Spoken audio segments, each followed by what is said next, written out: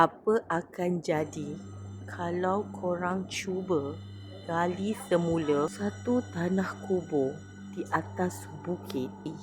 Rupa-rupanya ada sesuatu yang tersangatlah kejam tertanam dalam tanah tu. Kalau korang nak tengok cerita seram Korea, korang kena tengok Exuma. Cerita dia gila seram. Cerita ni mengisahkan tentang sepasang dukun muda. Ni dua orang ni, yang perempuan ni dengan yang lelaki kat bawah ni. Bawah ni. Okey, dengan pakar feng shui. Pakcik ni dengan lelaki yang ni, pembantu dia. Okey. So diorang 4 orang ni ditugaskan untuk memindahkan kubur nenek moyang kepada seseorang keluarga yang kaya yang terkena sumpahan. Okey. Tapi semasa proses penggalian tu, diorang baru sedar yang kubur tu ditanam secara terbalik dan ditanam tempat yang paling keras dan berpuaka. Apa yang aku paling puji sekali dalam cerita ni adalah masa diorang buat ritual bomoh dalam filem ni, memang masterclass.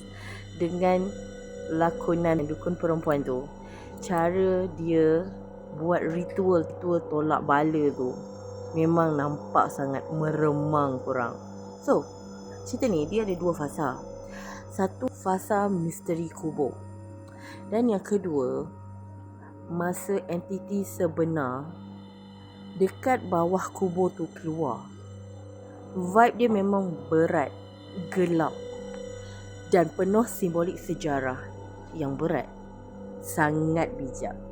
So rating untuk cerita ni aku bagi 9.5/10. Okay, cerita ni bukan cerita horror yang biasa-biasa, yang hantu dia jump scare lompat-lompat tu. Bukan. Cerita dia penuh dengan seni dan simbolik sejarah sendiri. Okay, seni seram yang sangat berkualiti tinggi. So kalau korang belum pernah tengok cerita Exuma ni, korang pergi cari. Ada dekat Astro dan dekat Netflix. Korang boleh tengok. Okay. So pada yang dah tengok, macam mana cerita ni? Seram dia tahap apa? Korang rasa cerita ni best ke tak best? So kalau korang suka lagi dengan cerita-cerita macam ni, janganlah lupa untuk follow Aisyah Hassan. Bye korang.